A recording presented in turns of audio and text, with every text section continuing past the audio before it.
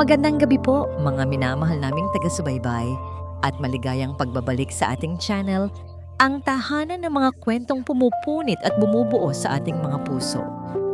Sabi nila, sa likod ng bawat makinang na ilaw at marangyang pagdiriwang, may mga aninong nagkukubli, may mga lihim na pilit itinatago.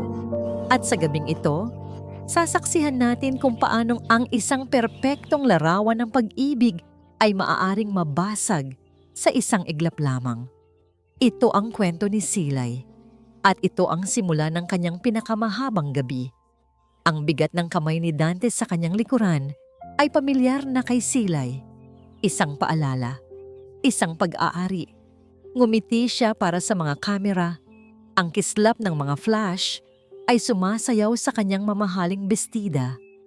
Ang ngiting iyon ay isang obra maestra, isang perpekteng maskara na pinagsanayan na niya ng maraming taon. Ngumiti ka, mahal ko, bulong ni Dante sa kanyang tainga. Ang hininga nito'y amoy mamahaling alak. Siguraduhin mong nakikita nilang lahat kung gaano kasaya ang asawa ni Dante Silakbo. Sinunod niya. Itinaas niya ang kanyang baba. Ipinakita ang perpektong anggulo. Sa bawat pagpindot ng kamera, isang kasinungalingan ang naitatala. Ibinaba ni Silay ang kanyang isang kamay at marahang hinaplos ang sariling tiyan. 7 buwan. Sa loob ng sinapupunan niya ay ang nag-iisang katotohanan sa buhay niya ngayon. Ang kanyang munting anghel, ang kanyang pag-asa. Ito ang dahilan kung bakit tinitiis niya ang lahat. Para sa kanya, kakayanin niya. Ang bulwagan ng parola ay puno ng mga pinakamayayamang tao sa bansa. Ang tunog ng mahinang tugtugin mula sa orkestra at ang bulungan ng mga nag-uusap ay tila isang panaginip. Si Dante ay nasa kanyang elemento, kinakamayan ng mga politiko. Binabati ang mga kapwa negosyante at si Silay, tulad ng dati, ay ang kanyang pinakamagandang tropeo, nakasabit sa kanyang braso. Silay Hija! Isang pamilyar na boses ang tumawag sa kanya. Si Don Ignacio, isang matalik na kaibigan ng kanyang ama at isa sa mga iginagalang na haligi ng mundo ng negosyo. Ninong Ignacio? Magiliw na sagot ni Silay, bahagyang yumuko para magmano. Lalo kang gumaganda, sabi ng matanda. Ang mga mata nito'y puno ng kabaitan. At malapit na pala kaming magkaroon ng apo sa tuhod. Binabati kita. Ngumiti si Silay, isang tunay na ngiti sa pagkakataong ito. Salamat po, Ninong. Si Dante, na kanina'y nakikipag-usap sa iba, ay lumapit. Ang nangiti sa kanyang labi ay hindi umabot sa kanyang mga mata. Don Ignacio, isang karangalan. Dante, bati ni Don Ignacio. Alagaan mong mabuti ang inaanak ko. Isang tunay na kayamanan ang babaeng yan. Makakaasa po kayo, sagot ni Dante habang ang pagkakahawak sa baywang ni Silay ay bahagyang humigpit. Isang babala. Nang makaalis na si Don Ignacio, agad bumulong si Dante. Ang init ng kanyang galit ay ramdam ni Silay. Anong sinabi mo sa kanya? Wala. Naguguluhang sagot ni Silay. Binati niya lang ako para sa baby. Huwag mo akong gawing tanga, Silay. Nakita ko kung paano kang ngumiti sa kanya. Iba ang nangiti mo.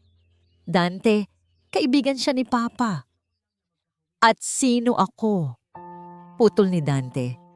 Ang boses niya'y mababa at nagbabanta. Ako ang asawa mo. Sa akin ka lang dapat ngumingiti ng ganyan. Ang malamig na takot ay nagsimulang gumapang sa puso ni Silay. Nakita niya ang pagbabago sa mga mata nito. Ang pamilyar na apoy na nagbabadya ng isang paparating na bagyo.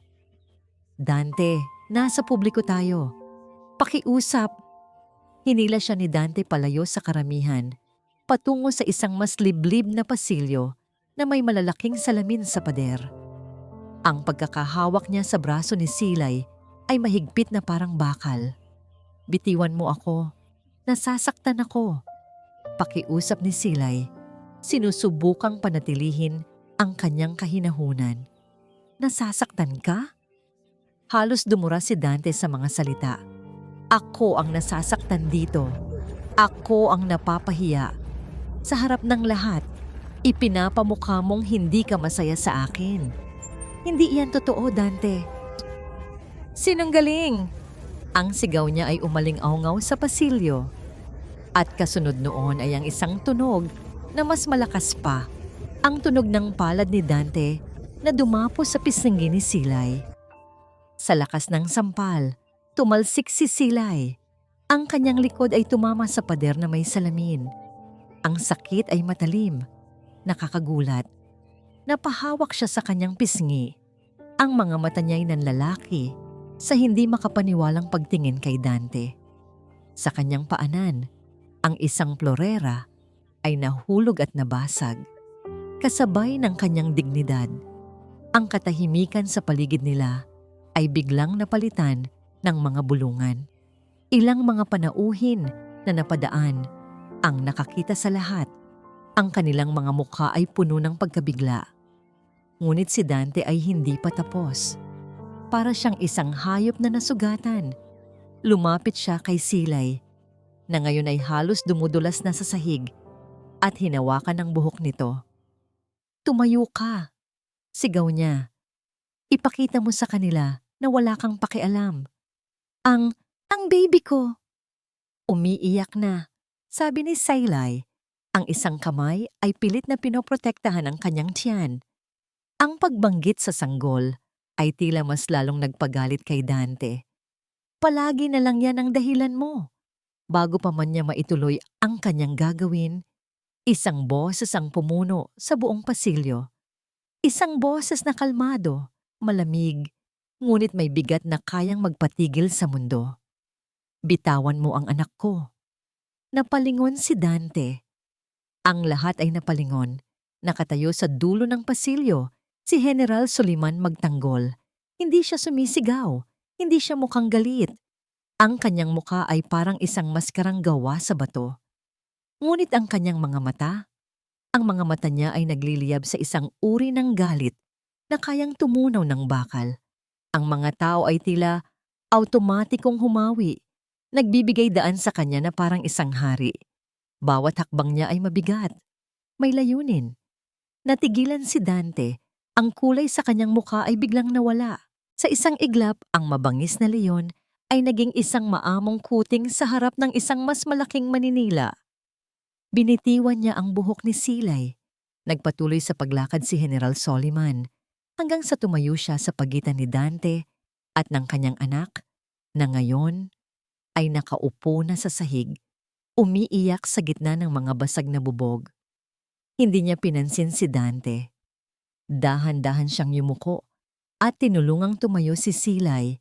Ipinapatong ang mamahaling Amerikana sa nanginginig nitong mga balikat. Nang makatayo na si Silay sa kanyang likuran, saka lang hinarap ni General Soliman ang lalaking nanakit sa kanyang unikahiha. Tinitigan niya ito mula ulo hanggang paa, ang mga matay puno ng hindi masukat na pagkamuhi. Walang nagsalita. Ang tanging maririnig ay ang paghikbi ni Silay at ang mabilis na paghinga ni Dante.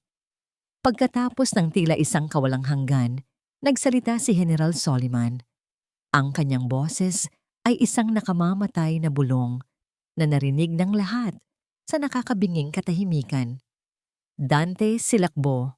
Mula sa gabing ito, isinusumpa ko, wawasakin kita. Ang hangin sa pribadong pasilyo ng St. Luke's Medical Center ay malamig at may amoy ng antiseptiko. Ngunit hindi nito kayang palamigin ang nag-aalab na apoy sa kalooban ni General Soliman magtanggol. Nakatayo siyang mag-isa sa labas ng emergency room. Ang kanyang likod ay tuwid na parang isang sundalo. Ang kanyang mukha ay isang hindi mababasang blangko. Ngunit ang kanyang mga kamay na nakakuyom sa kanyang tagiliran ay nanginginig sa pinipigilang panggigigil. Ang bawat segundo na lumilipas ay parang isang dagok sa kanyang dibdib. Sa loob ng kwartong iyon, ang kanyang unika hija Ang kanyang sisilay ay nakikipaglaban. At sa sinapupunan nito, ang kanyang hindi pa isinisilang na apo ay nasa bingit ng kamatayan. Isang doktor ang lumabas mula sa mga swing door. Pagod ang anyo. General, magalang na sabi ng doktor, stable na po si Mrs. Silakbo. Pero ang apo ko, putol ni Soliman. Ang boses niya ay walang emosyon, ngunit mabigat. Doc, sabihin mo sa akin ang totoo. Nag-aalangang tumingin ang doktor. Delikado po ang lagay ng bata, General. The next few hours are critical. Ginagawa po namin ang lahat ng aming makakaya. Tumango si Soliman, isang beses lang, isang maliit na paggalaw, ngunit sapat na yon. Ang balitang yon ang gasolinang ibinuhos sa nagliliyab na galit sa kanyang puso. Hindi siya pumasok sa silid. Hindi pa. Hindi niya kayang makita ang kanyang anak sa ganoong kalagayan hanggang hindi niya nasisimulan ang kanyang ganti. Kinuha niya ang kanyang telepono. Hindi pulis ang tinawagan niya. Ang batas ng pulisya ay mabagal at marumi. Ang kanyang batas ay mabilis at pinal. Ang una niyang tinawagan ay si Attorney Alcaraz, ang pinakamagaling na corporate lawyer sa buong Asya. Alcaraz? Bungad ni Soliman. Walang anumang pagbati. Dante Silakbo. Gusto kong malaman mo ang lahat tungkol sa kanya. Bawat kontrata, bawat partnership, bawat utang. At gusto kong simulan mo ang proseso para kunin ang lahat mula sa kanya. Hindi lang ang kumpanya. Lahat. General, anong kaso? Tanong ng abogado. Hindi ito kaso, Alcaraz. Ito ay isang demolisyon. Ibinaba niya ang tawag bago pa man makasagot ang abogado. Ang pangalawang numero ay para kay Miguel, ang kanyang pinagkakatiwalaang pinuno ng communications. Miguel, napanood mo na siguro ang balita. Opo, General. Nakakalat na sa social media. Ano po ang gusto ninyong gawin ko? Maglabas tayo ng statement? Hindi. Mariing sagot ni Soliman. Ayokong magmukhang biktima ang anak ko. Sa giyerang ito, hindi tayo ang biktima. Tayo ang husgado. Kontrolin mo ang naratibo. Simulan mo sa business news. Gusto kong marinig ng mga investor niya na may problema sa loob ng Silakbo Holdings. Isang internal issue. Isang leadership crisis. Hayaan mong ang pera mismo ang unang tumalikod sa kanya. Masusunod po, General. Ang huling tawag ang pinakamahalaga. Si Ricardo, ang pinuno ng kanyang security at intelligence team, isang dating koronel ng militar. Rick! Sabi ni Soliman. Ang boses niya ay bumaba sa isang mapanganib na bulong. Kilala mo si Dante Silakbo? Ang asawa ni Ma'am Silay. Opo, General. Simula ngayon, siya na ang nag-iisang target mo. Gusto kong halungkatin mo ang buong buhay niya. Bawat madilim na sikreto, bawat kasalanan, bawat kasinungalingan. Gusto kong malaman ang kulay ng kaluluwa niya. At gusto kong sabihin mo sa akin na kulay itim ito. Intindihin mo, Rick. Hindi ako naghahanap ng ebidensya para sa korte. Naghahanap ako ng mga bala. Understood, General. Pagkatapos ng 3 tawag, ang makina ng paghihiganti ng Tanggulan Corporation ay opisyal ng umandar. Isang giyerang idineklara sa katahimikan ng isang pasilyo ng ospital. Samantala, sa kanyang marangyang penthouse na tanaw ang buong syudad, naglalakad-lakad si Dante Silakbo habang kausap ang kanyang sariling abogado sa telepono. Ano ka ba, Alfredo? Huwag kang magpanik! Inis na sabi ni Dante habang nagsasalin ng brandy sa kanyang baso. Isang sampal lang yun. Oh, medyo napalakas. Pero away mag-asawa lang to. Bayaran mo kung sinong kailangang bayaran para manahimik. Pero Mr. Silakbo, ang ama niya. General Soliman? Tumawa si Dante. Matanda na yon. Anong magagawa niya? Idemand-demanda ako? Sige. Hahabain ko ang kaso hanggang sa mapagod siya. Magkano ba ang kailangan niya? 1 milyon, 10 milyon. Pera lang yan. Ang kanyang kayabangan ay isang pader na itinayo niya sa paligid ng kanyang takot. Hindi niya lubos na maintindihan ang uri ng kapangyarihan na kanyang binangga. Sa ospital, napako ang tingin ni Soliman sa isang TV screen na nakasabit sa pader. Isang business news channel. Sa ilalim ng screen, isang breaking news ticker ang gumapang. Silakbo Holdings. Binabalot ng di pangkaraniwang pag-aalinlangan mula sa mga investor kasunod ng isang internal na insidente sa isang charity gala. Isang maliit, mapait na nangiti ang sumilay sa labi ni Soliman. Nagsimula na. Ang pinto ng operating room ay muling bumukas.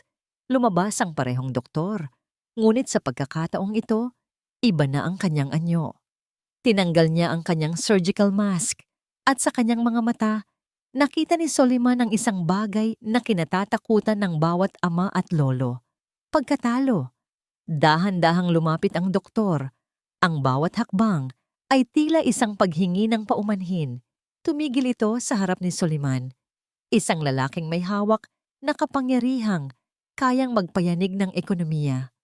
Ngunit sa sandaling iyon ay isa lamang ordinaryong taong naghihintay ng hatol. Yumuko ang doktor.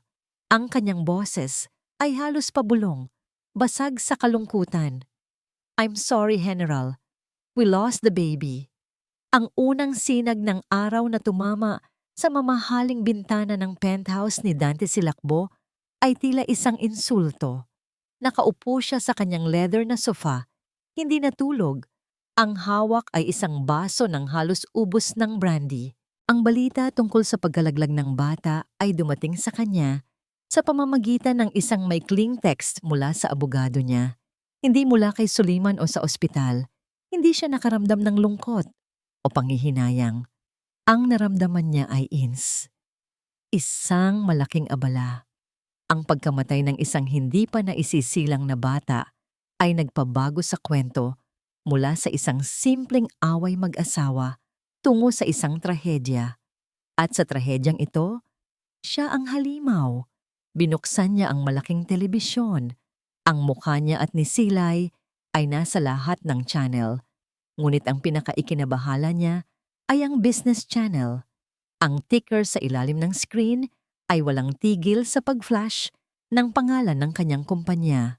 Silakbo Holding, Silakbo Holdings, Silakbo Holdings. Bullshit! Bulong niya sa sarili. Isang gabi lang, isang pagkakamali. Babangon ako.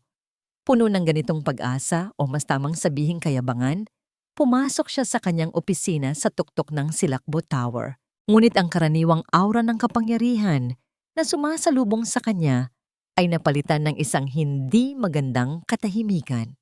Ang kanyang mga empleyado ay umiiwas ng tingin.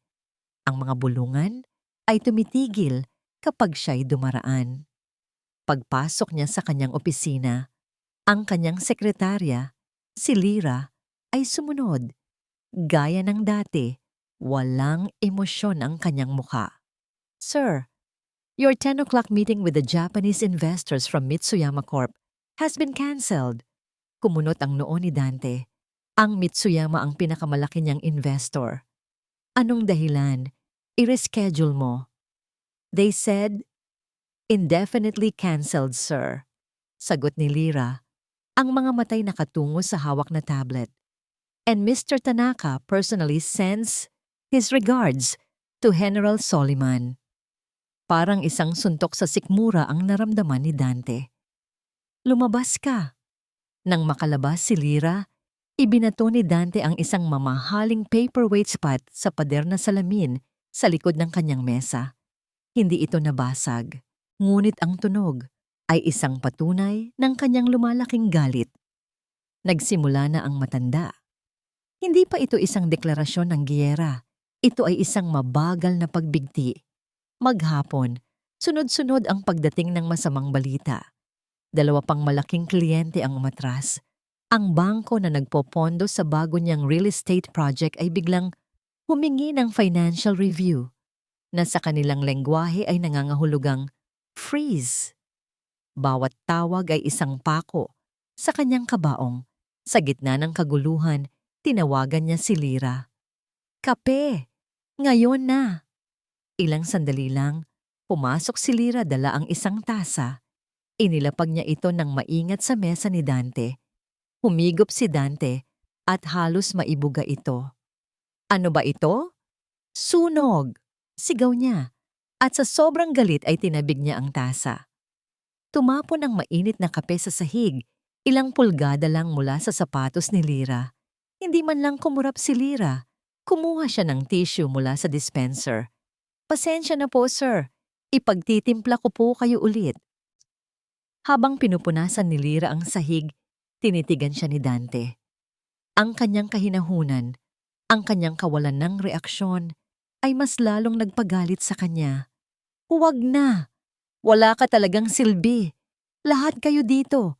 Wala kayong silbi. Tahimik lang na tumango si Lira. Kinuha ang basag na tasa at lumabas ng opisina. Isinasara ang pinto nang walang anumang ingay. Sa kabilang dako ng syudad, sa isang pribadong silid sa mansyon ng mga magtanggol, unang beses na binuksan ni Silay ang telebisyon. Agad na bumungad sa kanya ang kanyang sariling mukha. Kuha mula sa gabi ng gala.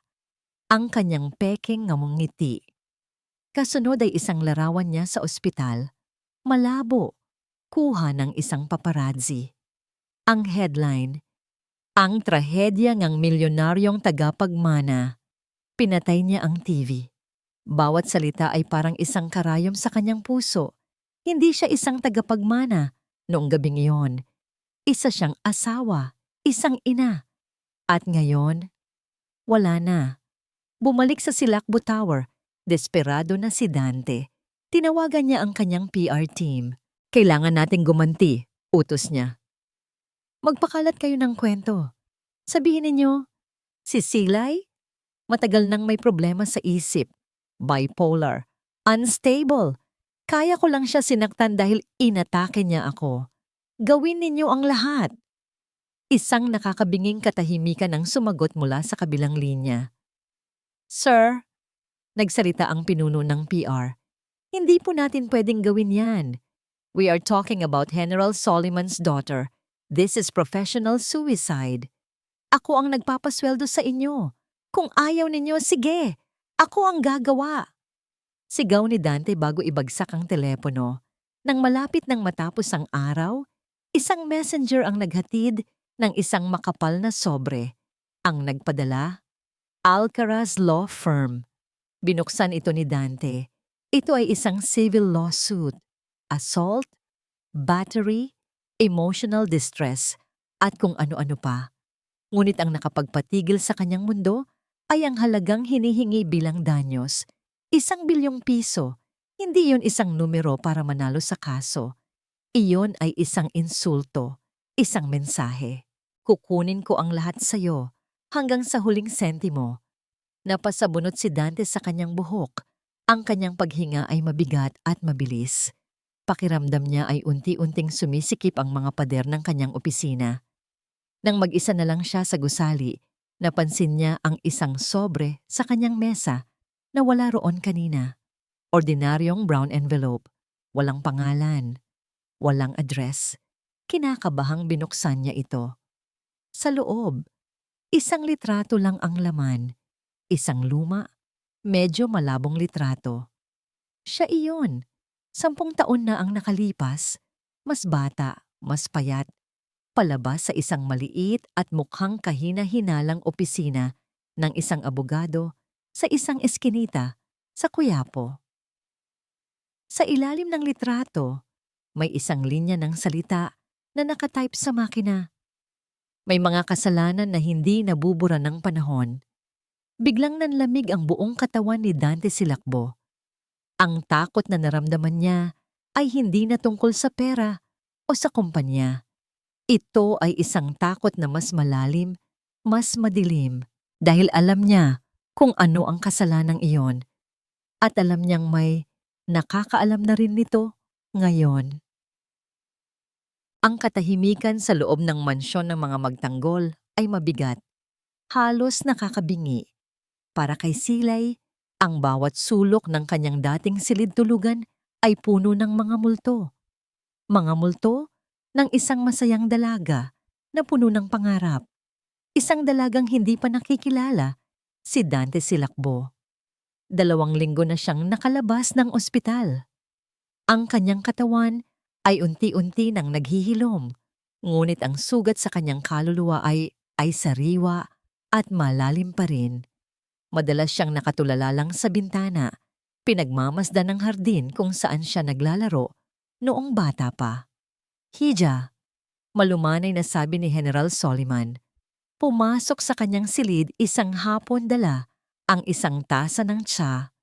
Ang mabagsik na general sa mundo ng korporasyon ay nawawala sa tuwing kaharap niya ang kanyang anak. Napapalitan ng isang amang puno ng pag-aalala. Kailangan mong kumain. Kinuha ni Silay ang tasa, ngunit hindi uminom. Papa, ano na po ang nangyayari? Sa kanya. Bumuntong hininga si Soliman. Huwag mo na siyang isipin. Pinapaasikaso ko na ang lahat. Gusto kong malaman, giit ni Silay, isang kislap ng determinasyon ang lumitaw sa kanyang mga matang walang buhay. Gusto kong malaman kung paano ninyo siya winawasak. Ang paggamit niya ng salitang winawasak ay nagpagulat kay Soliman, ngunit nagbigay din ito sa kanya ng kaunting pag-asa. Marahil, ang apoy sa loob ng kanyang anak ay hindi pa tuluyang namamatay. Umupo si Soliman sa tabi niya. Sinimulan na nating tanggalin ang lahat ng koneksyon niya sa negosyo. Pinapahirapan natin ang kanyang cash flow. Bawat araw, isang piraso ng kanyang imperyo ang guguho. Habang nagsasalita ang kanyang ama, hindi nakaramdam ng kasiyahan si Silay. Sa halip, isang alon ng pagsisisi ang bumalot sa kanya. Pagsisisi sa sarili. Paano niya hindi nakita? Paano siya naging bulag? Nagsimulang magbalik sa kanyang isipan ang maliliit na alaala, mga pulang bandila na pilit niyang binaliwala noon. Isang gabi, mga 1 taon na ang nakalipas. Naghahanda sila para sa isang dinner date. Ipinakita niya kay Dante ang suot niyang pulang bestida. Bagay ba, mahal? Tanong niya noon, puno ng pananabik. Tinitigan siya ni Dante mula ulo hanggang paa. At ang noo nito'y kumunot. Masyadong matingkad. Para kang naghahanap ng atensyon. Magpalit ka. Noong una, inakala niyang concern lang iyon. Ngayon, nakikita niya ito bilang kontrol. Isa pang alaala. Isang beses, nasira ang credit card niya habang nagbabayad sa isang butik. Tumawag siya kay Dante para humingi ng tulong. Ang sagot nito sa telepono ay malamig. Hindi mo ba kayang gawin ang isang simpleng bagay ng tama, Silay? Nakakahiya. Noong una, inakala niyang stress lang ito sa trabaho. Ngayon, nakikita niya ito bilang pagpapahiya. Ang pinakamasakit na alaala ay noong sinabi niya kay Dante na buntis siya. Ngumiti ito para sa mga magulang niya. Ngunit nang silang dalawa na lang, sinabi nito sa kanya, sana hindi ito makasagabal sa mga business function na kailangan nating daluhan. Bawat alaala ay isang sampal sa kanyang mukha. Samantala, sa isang maingay na coffee shop sa kabilang bahagi ng lungsod, si Lyra, ang sekretarya ni Dante, ay nakaupo sa isang booth sa pinakasulok. Ang kanyang anyo ay simple, malayo sa profesional na itsura niya sa opisina. Sa harap niya ay nakaupo si Attorney Alcaraz, ang abogado ni General Soliman. Sigurado ka ba rito, Miss Lyra? Tanong ni Alcaraz. Ang boses niya ay mahina. Mapanganib ang ginagawa mo.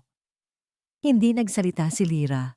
Sa halip, inilabas niya ang isang lumang, medyo naninilaw na dokumento mula sa kanyang bag at dahan-dahang itinulak ito sa ibabaw ng mesa.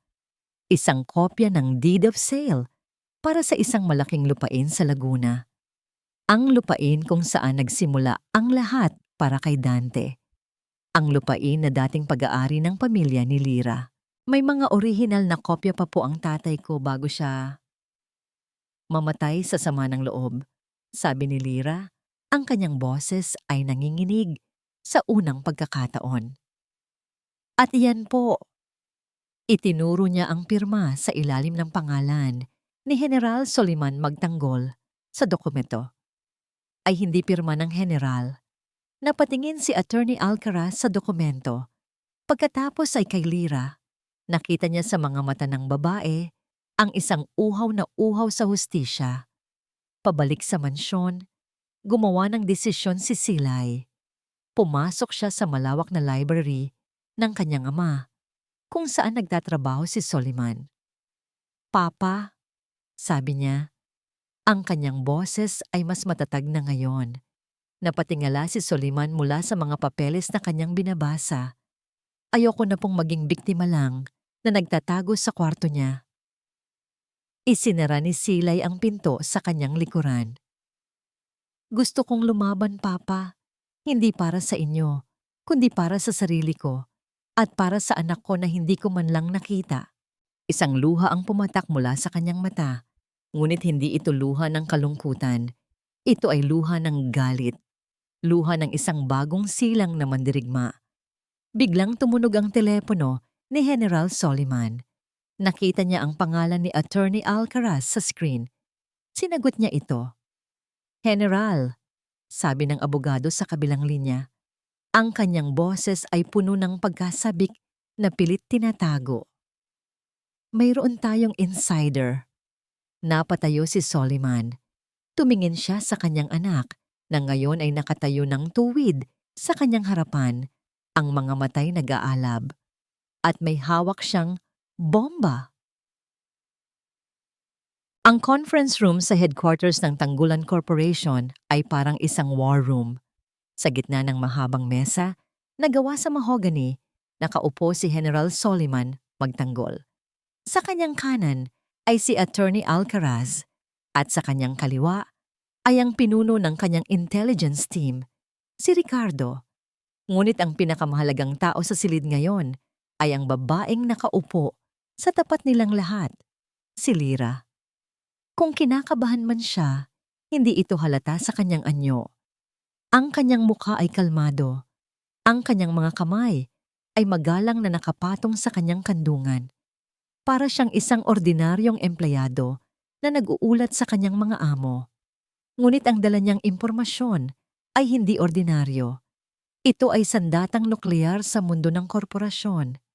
Miss Lira, magalang na simula ni Attorney Alcaraz, maaari mo bang ikwento sa amin mula sa simula? Tumango si Lira. Huminga siya ng malalim at nang magsalita siya, ang kanyang boses ay matatag. Walang bahid ng pag-aalinlangan.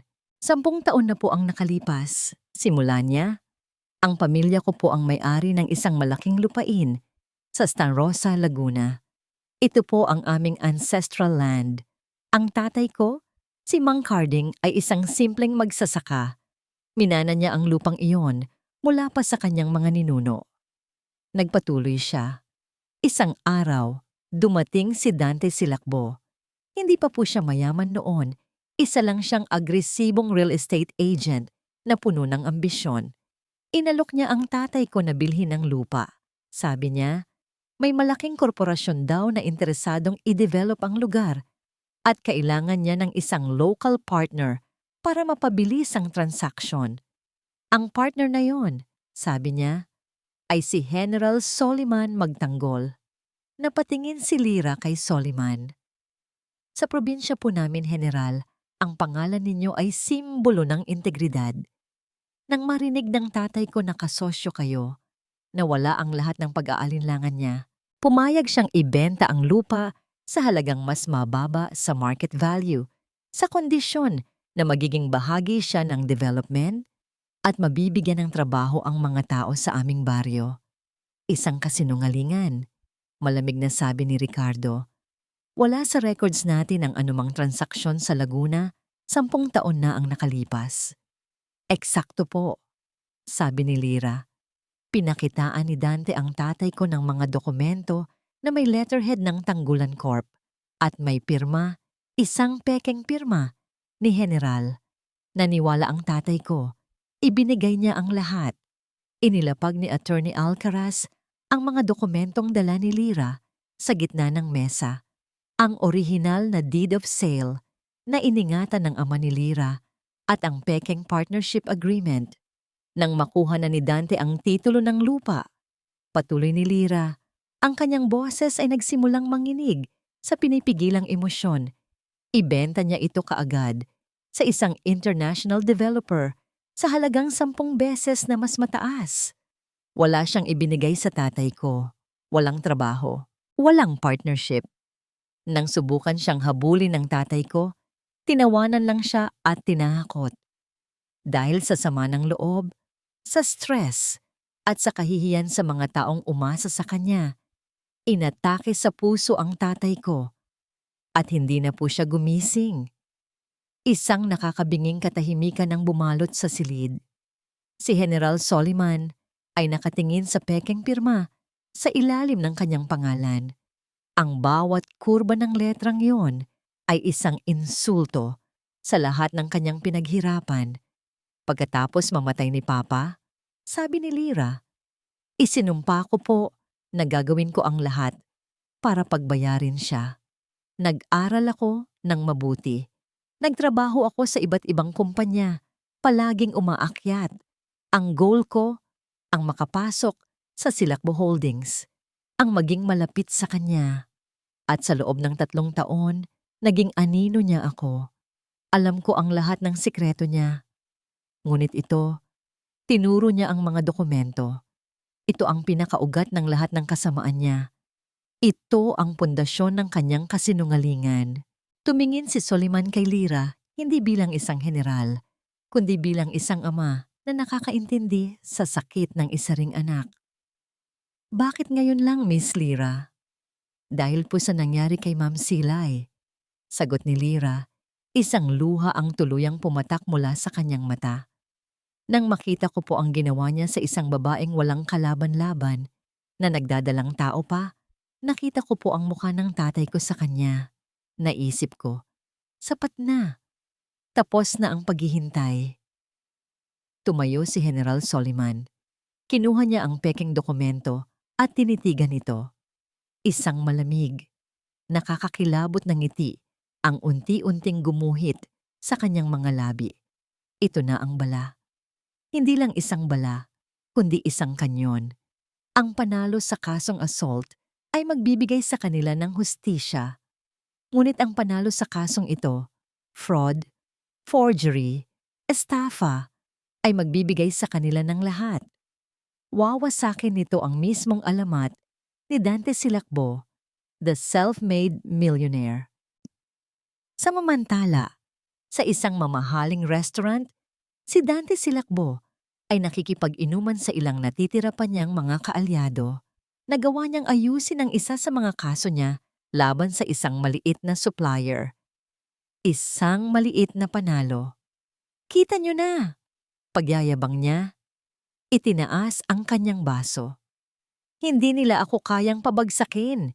Si Soliman magtanggol, isa lang siyang matandang laos. Bukas, makikita ninyo, babalik din ang lahat sa dati. Tumawa ang kanyang mga kasama, ngunit ang kanilang mga tawa ay walang laman. Pabalik sa war room, tumingin si General Soliman sa kanyang team.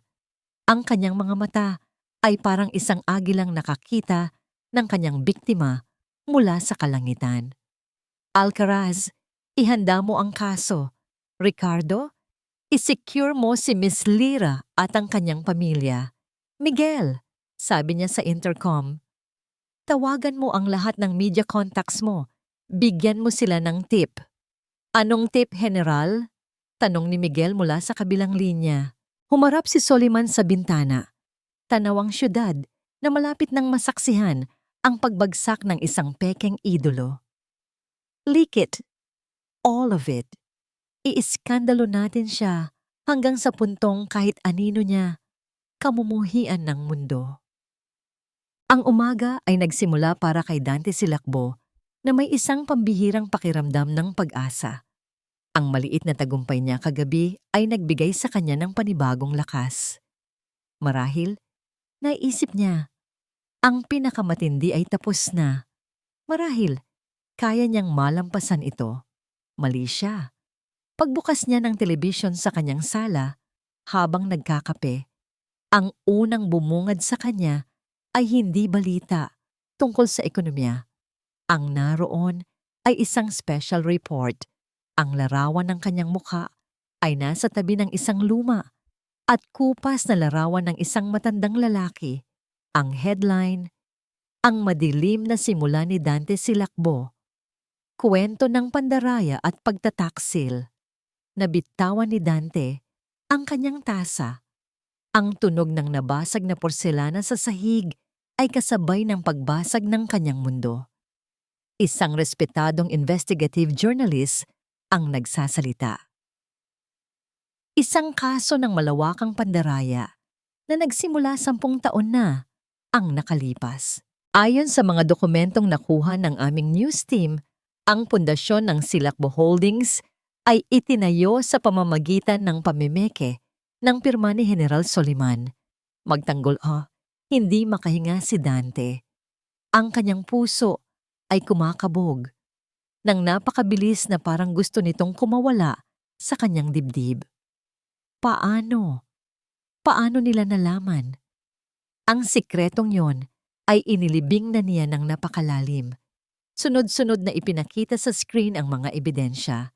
Ang kopya ng Peking Partnership Agreement, ang Deed of Sale, isang panayam sa mga matatanda sa baryo ni Nalira na nagpapatunay sa kwento ng panloloko, at ang pinakamatindi sa lahat, isang maikling, emosyonal na pahayag mula kay Lira mismo na kinunan sa isang ligtas na lokasyon. "Ginawa po niya ito sa tatay ko," sabi ni Lira sa kamera. Ang kanyang mga matay puno ng luha, ngunit ang boses ay matatag. "At kung nagawa niya ito sa amin, kanino pa niya ito kayang gawin?" Ang epekto ay agaran at brutal. Bago pa man siya makarating sa kanyang opisina, ang stock market ay nagbukas na. Ang presyo ng shares ng Silakbo Holdings ay hindi lang bumaba. Ito ay bumulusok. Ito ay isang libreng pagkahulog mula sa tuktok ng isang bangin. Pagdating niya sa lobby ng Silakbo Tower, sinalubong siya ng isang kumpol ng mga reporter. Ang mga tanong ay parang mga bala, sunod-sunod, walang awa. "Mr. Silakbo, totoo po ba ang mga akusasyon? Nagnakaw po ba kayo para itayo ang inyong kumpanya?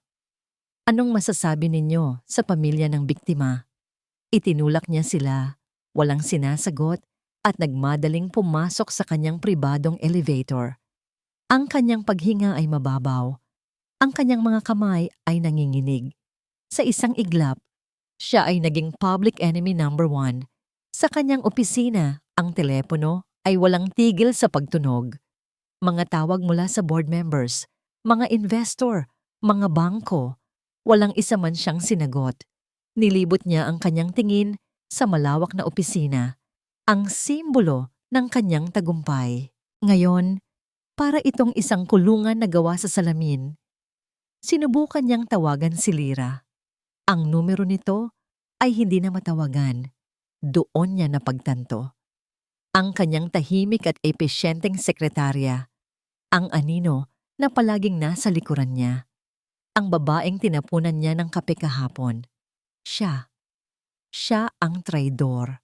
Sa sobrang galit, winasak niya ang lahat ng nasa kanyang mesa. Mga papeles, computer, mga picture frame. Sumisigaw siya na parang isang nasusugatang hayop, isang sigaw ng galit, ng kawalan ng kapangyarihan. Sa gitna ng kanyang pagwawala, bumukas ang pinto. Pumasok ang dalawa niyang pinakamatataas na opisyal. Ang kanilang mga mukha ay seryoso. "Dante?" sabi ng isa. "The board just had an emergency meeting. We're asking for your immediate resignation." "Pagbibitiw!" Tumawa si Dante ng walang humor. "Ako ang nagtayo nito. Sa akin to." "Hindi na, Dante," sabi ng isa pa. "Wala ka ng kredibilidad. Bawat segundo na mananatili ka, Mas lalo lang tayong lulubog. Kung hindi ka aalis, iboboto ka naming tanggalin. Bago pa man siya makasagot, isa pang grupo ng mga tao ang pumasok sa kanyang opisina. Nakasuot sila ng uniforme, mga ahente mula sa National Bureau of Investigation. Mr. Dante Silacbo? Sabi ng pinuno nila, may hawak na isang papel. Inaanyayahan ka naming sumama sa aming tanggapan para sagutin ang ilang mga katanungan. Hindi ito isang imbitasyon, ito ay isang utos. Habang isinasama siya palabas ng kanyang sariling gusali, sa harap ng lahat ng kanyang mga empleyado, nakita niya si Lyra. Nakatayo ito sa di kalayuan, sa tabi ni Attorney Alcaraz. Hindi siya nakangiti. Hindi siya mukhang nagtatagumpay. Ang tanging nakita niya sa mga mata nito ay isang uri ng malungkot na kapayapaan. Ang hustisya, sa wakas, ay dumating na. Nang malapit na sila sa elevator, hindi na napigilan ni Dante ang sarili. Sumigaw siya. Ang kanyang boses ay puno ng kamandag. Nakaturo kay Lyra. Ikaw. Ikaw ang may gawa nito, hindi ba? Ang lahat ay napatingin kay Lyra. Dahan-dahan, itinaas niya ang kanyang ulo at sa unang pagkakataon, tinitigan niya si Dante ng diretso sa mata. Walang takot, walang pag-aalinlangan. Isang malamig, mapait na ngiti ang sumilay sa kanyang mga labi. Para sa tatay ko, Mr. Silacbo, ang pinto ng elevator ay nagsara at kasama nito ang huling kabanata ng imperyo ni Dante Silacbo. Model đã rõ. Chúng ta sẽ kết thúc câu chuyện này với chương 8, nơi Silay Diwa hoàn tất hành trình tái sinh của mình, biến nỗi đau thành ánh sáng. Sau chương này, tôi sẽ cung cấp lời kết cho toàn bộ series theo yêu cầu của bạn. Chapter 8. Pagsikat ng bagong araw. Isang taon na ang lumipas. Ang mundo ay umikot, ngunit marami na ang nagbago. Sa halip na maging isang patuloy na kirot, ang mga alaala ay naging isang pamilyar na peklat, isang paalala ng nakaraan, ngunit hindi na isang sugat na dumudugo. Si Silay Diwa Magtanggol ay nakatayo sa harap ng isang bagong gusali sa gitna ng Makati. Hindi ito kasing laki ng Tanggulan Tower, ngunit ang aura nito ay mas makapangyarihan. Sa labas ng gusali, isang malaking banner ang nakasabit. Sinagdiwa Foundation, ang lakas ng pag-asa. Sa kanyang tabi ay si General Soliman. Ang kanyang mga mata ay puno ng pagmamalaki habang tinitingnan ang kanyang anak. Ang silay sa kanyang tabi ay hindi na ang bata at inosenteng silay na kilala niya. Ito ay isang babaeng may malalim na karunungan sa kanyang mga mata. Isang lakas na hindi nakukuha sa kayamanan, kundi sa karanasan. Ang araw na ito ay ang opisyal na paglulunsad ng Sinagdiwa Foundation. Puno ng mga media, supporters, at mga taong umasa sa kanyang kwento. Ma'am Silay, ready na po kayo? Tanong ng isang staff. May hawak na mikropono. Ngumiti si Silay. Isang tunay, walang halong ngiti. Handa na ako. Lumakad siya patungo sa podium. Ang kaba ay naroon. Ngunit ito ay kaba ng pananabik, hindi ng takot. Tumingin siya sa mga mukha ng mga taong naroroon. Mga babae, mga lalaki, mga biktima, mga taga-suporta. Bawat isa sa kanila ay naghahanap ng pag-asa. Magandang umaga po sa inyong lahat. Simula niya. Ang kanyang boses ay malinaw at malakas. Marahil, marami sa inyo ang kilala ako sa aking kwento. Isang kwento ng trahedya, ng pagkawala, at ng isang pagbagsak na ipinahiya sa buong bansa. Nagkaroon ng bulungan sa mga tao, ngunit patuloy lang si Silay. Ngunit sa gabing iyon, kung saan ako ay nabasag, doon din ako nabuo muli. Ang bawat pahirap, bawat kirot, ay hindi naging dahilan para bumagsak ako, kundi naging pundasyon para bumangon ako. Nagsimula siyang magsalita tungkol sa kanyang misyon. Ang Sinagdiwa Foundation ay hindi lang isang organisasyon. Ito ay isang sanctuary, isang lifeline para sa mga babaeng biktima ng karahasan. Pisikal, emosyonal, pinansyal. Magbibigay sila ng legal aid, counseling, medical assistance, at livelihood training. Ang pangalan ng ating foundation, Sinagdiwa, ay nangangahulugang tiyan ng espiritu o pag-asa ng kaluluwa. Paliwanag ni Silay, ang kanyang mga mata ay nagniningning. Dahil naniniwala ako na sa kabila ng pinakamadilim na gabi, palaging may darating na umaga at ang bawat isa sa atin ay mayroong sinag sa loob. Isang apoy na kayang magbigay ng liwanag. Nagtapos ang kanyang talumpati sa isang palakpakan na umalingaw-ngaw sa buong gusali. Niyakap siya ng kanyang ama at sa kanyang mga mata, nakita niya ang lahat ng pagmamalaki na hindi na kailangang sabihin. Kinabukasan, habang nag-aalmusal, binasa ni Silay ang mga dyaryo. Ang kanyang kwento ay nasa lahat ng front page, ngunit sa pagkakataong ito, hindi na bilang isang biktima. Siya ay ang mukha ng pag-asa. Kalaunan, sa kanyang opisina sa Sinagdiwa Foundation, abala si Silay sa pagre-review ng mga proposal. Ang telepono sa kanyang mesa ay tumunog. Isang staff ang sumagot. Sinagdiwa Foundation, good morning. Opo. Wait lang po. Inabot ng staff ang telepono kay Silay. Ma'am Silay, may tumawag po. Isang babae. Sabi niya, narinig niya raw po ang inyong talumpati. Kailangan niya raw po ng tulong. Huminga ng malalim si Silay. Tiningnan niya ang kanyang opisina, ang mga pader na puno ng mga larawan ng mga kababaihang natulungan na nila, ang mesa na puno ng mga plano para sa kinabukasan. Ang bawat detalye ay patunay ng isang pagbabago, isang muling pagsilang. Inabot niya ang telepono. Ang kanyang boses ay ngayon ay matatag at puno ng pag-asa. Ito na ang kanyang bagong simula. Ito na ang kanyang walang hanggang legacy. Sinagdiwa Foundation, this is Silay. How can I help you? Kahulihang mensahe sa ating mga taga-subaybay. At dito po nagtatapos ang kwento nila Silay Diwa at Dante Silakbo. Isang paglalakbay na nagturo sa atin na ang tunay na kapangyarihan ay hindi nakukuha sa pang-aapi o pandaraya, kundi sa kakayahang bumangon mula sa pinakamadilim na karanasan at gamitin ito bilang ilaw para sa iba. Ang bawat sugat ay maaaring maging simula ng isang bagong pag-asa at ang bawat basag na pangarap ay maaaring maging pundasyon ng isang mas matatag na katotohanan. Taos-puso po akong nagpapasalamat sa inyong walang sawang pagsubaybay sa bawat yugto ng kwentong ito. Ang inyong suporta at pagmamahal ang nagbibigay sa amin ng inspirasyon upang patuloy na magbahagi ng mga kwentong pumupukaw sa puso at diwa. Nais ko pong marinig ang inyong saloobin tungkol sa kwentong ito. Ano ang natutunan ninyo? Ano ang pinakapaborito ninyong eksena? I-comment nyo lang po sa ibaba at basahin namin ang lahat ng inyong mensahe. Kung nagustuhan ninyo ang kwentong ito, isang pindot lang po sa like button, i-share, at mag-subscribe sa aming channel para hindi kayo mahuli sa aming susunod na audio drama.